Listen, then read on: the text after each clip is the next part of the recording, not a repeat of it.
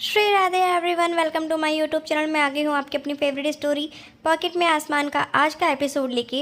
Episode बहुत ही धमाकेदार होने वाला है, तो प्लीज़ वीडियो को एंड तक जरूर देखें। चैनल पर नए हैं तो चैनल को सब्सक्राइब कर लें और बेल आइकन को प्रेस करना बिल्कुल ना भूलें।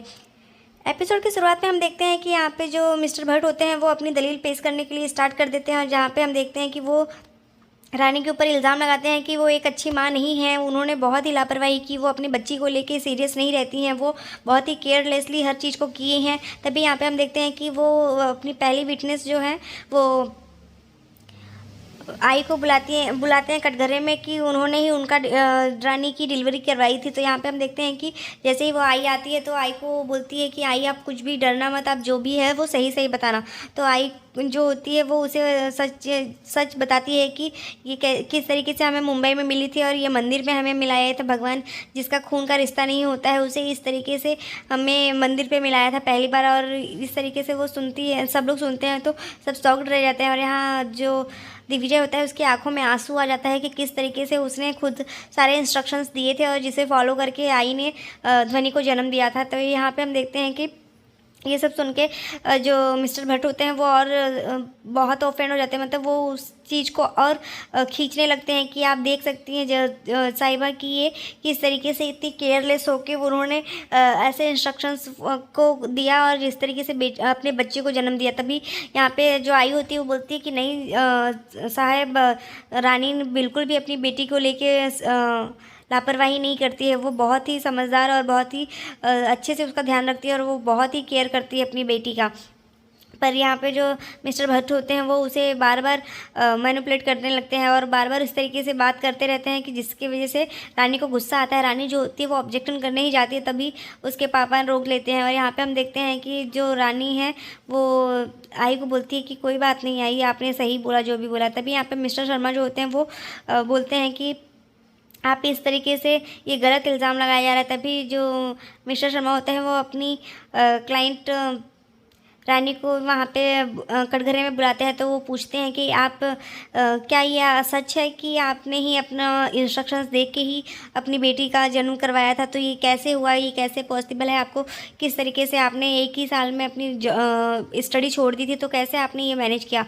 तो बोलती है कि एक बार स्टडी के दौरान एक सर्जरी थी जिसमें बहुत ही कॉम्प्लिकेशंस थी और उस सर्जरी डॉक्टर के इंस्ट्रक्शंस के फॉलो करके मैंने ही वो उनका बच्चा डिलीवर करवाया था। तो वो इस वजह से मुझे थोड़ा आइडिया था और मुझे थोड़ी मेडिकल की पढ़ाई से जो हेल्प मिली थी उस वजह से मैंने ये बच्चा अपना डिलीवर करवाया था। तो भी यहाँ पे हम देखते हैं कि ये बता के मिस्टर शर्मा जो होते हैं वो रानी को इस तरीके से बताते हैं कि उन्होंने कितने सफाई से और कितने सावधानी से अपने बच्चों के लिए इंस्ट्रक्शंस दिए थे और पहले भी उन्होंने बहुत ही अच्छे से उसका ध्यान रखा है। पर यहाँ पे हम देखते हैं कि मिस्टर शर्मा तो जिससे पेशेंट ने भी ये स्टेटमेंट दिया था कि जो रानी अगर नहीं होती तो वो अपने बच्चे को अच्छे से जन्म नहीं दे पाती और उसकी वजह से उसकी माँ और बच्चे दोनों को ही जान पे खतरा होता। तभी यहाँ पे हम देखते हैं कि रानी जो होती है वो अपनी सफाई में जो भी उसे सही लगता है वो सब बोल देती है। और यहाँ पे तभी मिस्टर भट्ट जो होते हैं वो रानी से पूछताछ करते हैं कि क्या आपने ये सब सच में किया था? तभी यहाँ पे वो उससे सारी पूछताछ करते करते तभी रानी से बोलते हैं कि ये एक बहुत ही लापरवाही माँ है, इनकी लापरवाही की वजह से एक बार इनका मिसकैरेज भी होने वाला था। तो ये सारी चीज़ें वो बोल के कोर्ट से जो है वो बच्चे की कस्टडी जो दिग्विजय को दिलाने की पूरी कोशिश कर रहे होते। तभी यहाँ पे हम देखते हैं कि रानी जब अपनी सारी सच्चाई बताती है वो बोलती है कि पहले जो मिस्टर भट्ट होते हैं वो पूछते हैं कि आप अगर इससे पहले 5 साल पहले आप मुंबई गई थी, तो मुंबई तो यहाँ से भी अहमदाबाद से भी ज़्यादा हाई फाई सिटी है, तो आप वहाँ पे कैसे सर्वाइव करती थी, क्या करती थी? तो वो बताती थी कि मैं वहाँ पे जाके पहले कुछ मेरे ज्वेलरीज थे तो मैंने वो ज्वेलरी बेच के मैं जैसे तैसे अपना और अपने बच्चे का पालन पोषण कर रही थी। उसके बाद मैंने फूड डिलीवरी की जॉब स्टार्ट की और नर्सिंग का भी एक नर्सिंग के लिए एक हॉस्पिटल भी ज्वाइन किया। तो वो सब बताती है।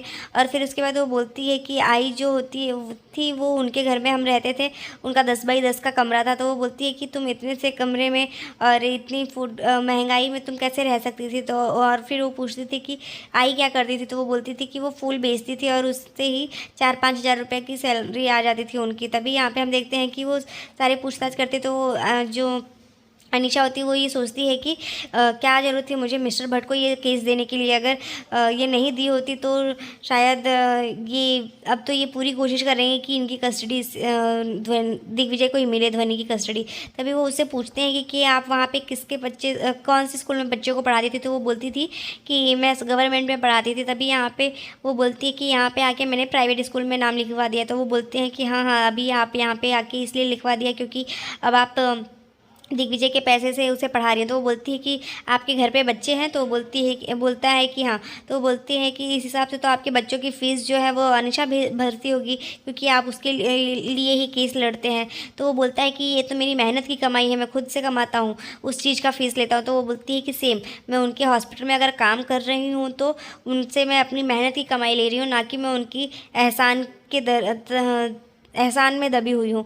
तभी यहाँ पे मिस्टर शर्मा भी जो होते हैं वो अपनी ऑब्जेक्शंस पे अपनी बातें रखते हैं कि सर इस तरीके से ये हमारा टाइम और समय बर्बाद किया जा रहा है इस तरीके से करके। तभी यहाँ पे हम देखते हैं कि दिग्विजय को भी बुलाया जाता है कटघरे में और दिग्विजय से पूछताछ की जाती है कि आप इससे पहले अपनी बेटी को कब देखे। तो वो बोलते हैं कि 2 दिन पहले ही देखा। तभी यहाँ पे हम देखते हैं कि जो मिस्टर भट्ट होते हैं वो बोलते हैं कि इनकी बेटी को दूर रखने के लिए रुद्राणी दोषी ने पूरा प्लान कर लिया था। उन्होंने बच्ची का सच किसी को भी नहीं बताया, ना कि अपने पापा को भी नहीं बताया। तभी जो ध्वनि होती है वो बोलती है कि नहीं, मुझे अपनी माता रानी के साथ ही रहना है, डॉक्टर अंकल के साथ नहीं रहना है। और यहाँ पे हम देखते हैं कि जो मिस्टर भट्ट होते हैं वो ये बोलते हैं कि मैं इस चीज़ के लिए एक और गवाह को पेश करना चाहूँगा। तभी हम देखते हैं यहाँ पे जो मिस्टर भट्ट होते हैं वो पूजा पटेल को घरे में खड़े रहने की इजाज़त मांगते। तभी यहाँ पे पूजा भट्ट को वो जैसे ही अपने दलील के तौर पे पेश करते हैं तो वो उससे पूछते हैं कि क्या ध्वनि आपके ही डे केयर में पढ़ती थी। तो वो बोलती है कि हाँ। और फिर उसके बाद वो पूछते हैं कि आपको इनका नाम गुमराह करने के लिए क्यों आपने सच नहीं बताया मिस्टर दिग्विजय को जब वो उधर गए थे आपके डे केयर में। तो वो बताती है कि उन्होंने ऐसा करने के लिए मुझे रानी ने मना किया था क्योंकि वो नहीं चाहती थी कि उसके बच्चे की सच्चाई किसी के सामने आए।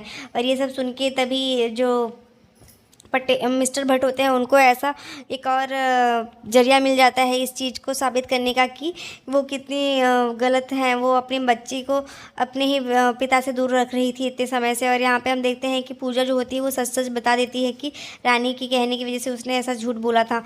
और यहाँ पे हम देखते हैं फिर जो शर्मा जी होते हैं वो भी फिर से ऑब्जेक्शन करके उन्हें समझाने की कोशिश करते हैं कि वो उन्हें इस बात का डर था कि कहीं दिग्विजय उनसे उनकी बेटी ना छीन ले। और फिर रही बात यहाँ पे जो मिस्टर भट्ट होते हैं वो ये बोलते हैं कि योर ऑनर जो मिस रुद्राणी दोषी हैं वो एक बहुत ही लापरवाह माँ है क्योंकि उन्होंने अपनी बेटी की सर्जरी उसकी आइज़ की रेटिना बहुत ही वीक हो चुकी है और उसको इमरजेंसी सर्जरी की ज़रूरत है, पर वो अभी तक नहीं करवाई है और इस तरीके से लापरवाही कर रही हैं।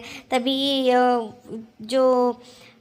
इसी वजह से उन्होंने दिग्विजय से दूर रखने के लिए उनके कैंप में भी उन्होंने रजिस्ट्रेशन नहीं करवाया था। तो यहाँ पे हम देखते हैं कि जो शर्मा जी होते हैं वो बोलते हैं कि बट योर ऑनर जो उन्होंने जल्द से जल्द उसकी ट्रीटमेंट की तैयारी कर रही हैं वो, और वो देख रही हैं कि कोई अच्छा सा कैंप मिले और उन्होंने रजिस्ट्रेशन करवा ही दिया है। लास्ट वीक ही जाके उन्होंने रजिस्ट्रेशन करवाया और उसकी जल्द से जल्द सर्जरी भी हो जाएगी। पर यहाँ पर हम देखते हैं कि जो मिस्टर भट्ट होते हैं वो फिर से कुछ ना कुछ उस चीज़ के लिए उसे ऑब्जेक्ट करते हैं। तो यहाँ पे जो जज होती हैं वो बोलती है कि मुझे बच्ची से कुछ बात करनी है।